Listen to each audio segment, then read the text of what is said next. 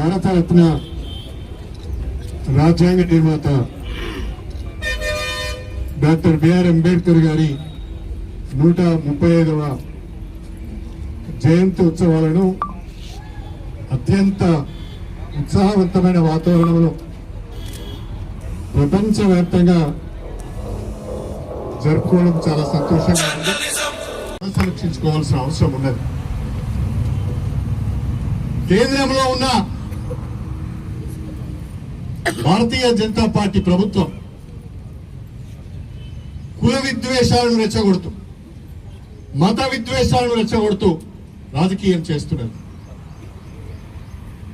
పేద వర్గాల పైన పరోక్షంగా దాడి చేస్తున్నది, దళితుల పైన దాడి చేస్తున్నది, మైనారిటీల పైన దాడి చేస్తున్నది, వాళ్ళ మత విశ్వాసాల పైన దాడి చేస్తున్నది. ఇది ప్రజాస్వామ్యానికి మంచిది కాదు.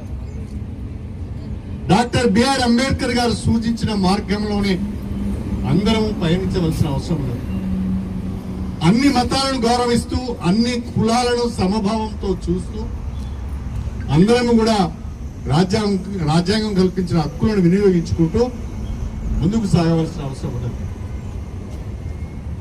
అందుకే రాజ్యాంగాన్ని కాపాడుకోవాల్సిన అవసరం ఉందని నేను ఈ సందర్భంగా చెప్తున్నా.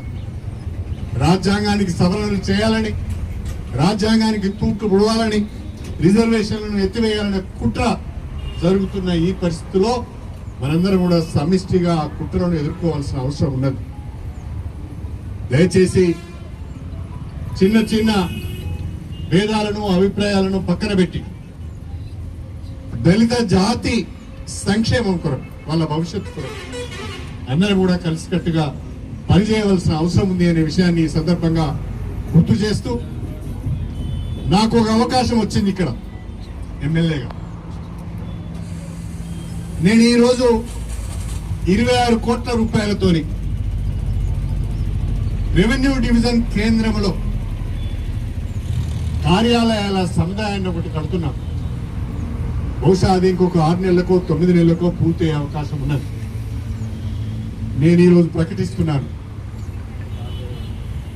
మన గణపురం నియోజకవర్గ కేంద్రంలో, మన రెవెన్యూ డివిజన్ కేంద్రంలో నిర్మాణం అవుతున్న కార్యాలయాల సముదాయానికి డాక్టర్ బిఆర్ అంబేద్కర్ సచివాలయము అని నేను పేరు పెట్టదలుచుకున్నాను. ఆ మేరకు ప్రభుత్వ పరంగా ఉత్తర్వులు తీసుకువచ్చి అంబేద్కర్ పేరు 1978 నుంచి దాదాపుగా ఒక 48 సంవత్సరాలుగా ఈ నియోజకవర్గం రిజర్వ్ నియోజకవర్గంగా ఉంది. అది డాక్టర్ బిఆర్ అంబేద్కర్ గారి పుణ్యమా అని.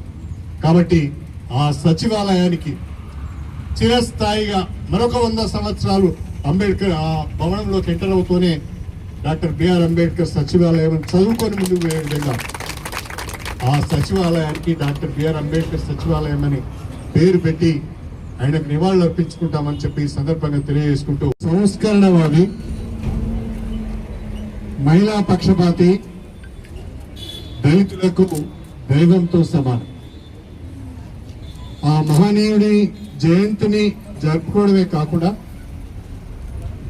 ఆయన నిర్దేశించిన మార్గంలో, ఆయన చూపించిన మార్గంలో మనం పయనిస్తూ ఆయన ఆశయాలను కొనసాగించాలని చెప్పి కూడా అందరికీ ఈ సందర్భంగా నేను విజ్ఞప్తి చేస్తున్నాను. డాక్టర్ బిఆర్ అంబేద్కర్ గారు ప్రపంచ మేధావిగా కొనియాడబడమే కాకుండా ప్రపంచంలోనే అతిపెద్ద ప్రజాస్వామ్య దేశమైన భారతదేశానికి లిఖితపూర్వకమైన రాజ్యాంగాన్ని అందించారు. ప్రపంచ దేశాలలోకెల్లా అన్ని దేశాల కంటే గొప్ప రాజ్యాంగం భారతదేశ రాజ్యాంగం. ఆ భారతదేశ రాజ్యాంగంలో ప్రతి వర్గం యొక్క, ప్రతి పౌరుని యొక్క, ప్రతి ప్రాంతం యొక్క, ప్రతి మతం యొక్క, ప్రతి కులం యొక్క హక్కులు కాపాడబడే విధంగా రాజ్యాంగంలో అనేక విషయాలను పొందుపరచడం జరిగింది. అనేక శతాబ్దాలుగా అణిచివేతకు గురై, సామాజిక వెనుకబాటుతనానికి గురై, అంటరాని తనముతో అవమానాలను భరిస్తూ కటిక దరిద్రంలో జీవిస్తున్న దళిత సమాజమంతా కూడా మేల్కోవాలి, వాళ్ళు కూడా ఈ సమాజంలో మనుషులమే అని గొప్పగా భావించి జీవించే ఒక చక్కటి అవకాశం కల్పించాలని ఆలోచించి రాజ్యాంగంలో దళిత వర్గాలకు రిజర్వేషన్లు కల్పించడం జరిగింది. దళిత వర్గాలకు కల్పించిన రిజర్వేషన్ల పుణ్యమా అని విద్య, ఉద్యోగ, రాజకీయ రంగంలో షెడ్యూల్ కులాలకు, షెడ్యూల్ తెగలకు కల్పించిన రిజర్వేషన్ల పుణ్యమా అని ఇవాళ అనేక మంది నాలాంటి వాళ్ళందరూ చదువుకొని ప్రజాప్రతినిధిగా ఎన్నికై ఇవాళ మీ ముందు ధైర్యంగా నిలబడి మాట్లాడే ఒక అవకాశం వచ్చిందంటే అది డాక్టర్ బిఆర్ అంబేద్కర్ గారు పెట్టిన భిక్ష అని చెప్పి ఈ సందర్భంగా తెలియజేస్తాం.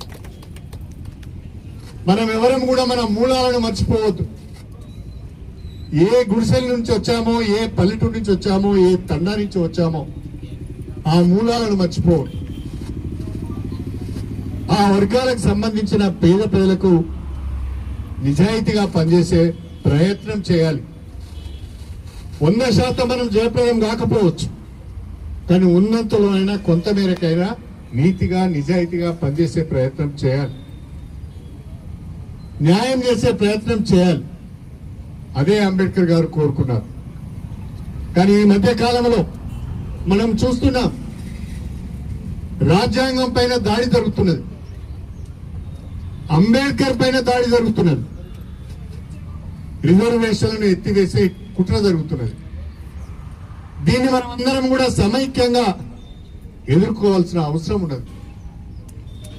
స్వాతంత్రం వచ్చిన దాదాపు 79-80 సంవత్సరాల తర్వాత కూడా భారతదేశంలో కుల వ్యవస్థ ఉన్నది. భారతదేశంలో సమాజంలో అసమానతలు ఉన్నాయి. భారతదేశంలో సామాజిక అసమానతలు, ఆర్థిక అసమానతలు, విద్యాపరమైన అసమానతలు, రాజకీయ అసమానతలు, అనేక రకాలైన అసమానతలు ఈ రోజు వరకు కూడా భారతదేశంలో ఉన్నాయి. అంటరానితనం ఉన్నది, అవమానాలు కూడా ఉన్నాయి. ఆనాడు బిఆర్ అంబేద్కర్ గారు సామాజిక వెనుకబాటుతనం ఆధారంగా ఎవరైతే అంటరానితనాన్ని అనుభవిస్తున్నారో, ఎవరైతే అవమానాలకు గురవుతున్నారో వాళ్ళకు రిజర్వేషన్ కల్పించారు. కానీ ఈనాటికి కూడా దేశంలో అంటరానితనం ఉన్నది. ఈనాటికి కూడా దేశంలో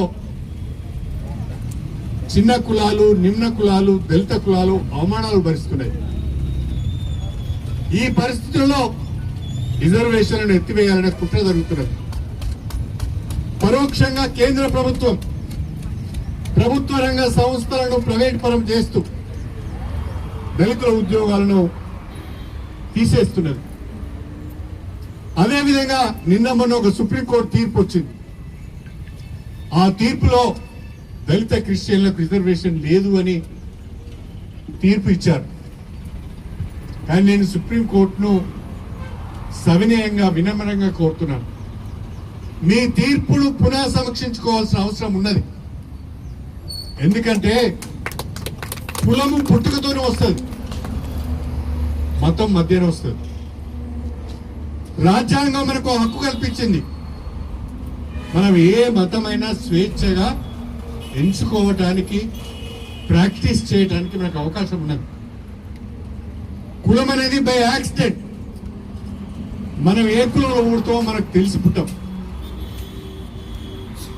యాక్సిడెంటల్ గా ఆ కులంలో మనం పుడతాం.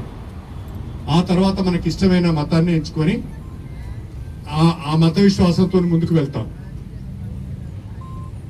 కులం నుంచి మనం ఒక మతాన్ని ఎంచుకున్నా మన కులం మారదు, మారడానికి అవకాశం లేదు. కుల ప్రాతిపదిక పైన, సామాజిక వెనుకబాటుతనం పైన ఇస్తున్న రిజర్వేషన్లను కొనసాగించవలసిన అవసరం ఉన్నది.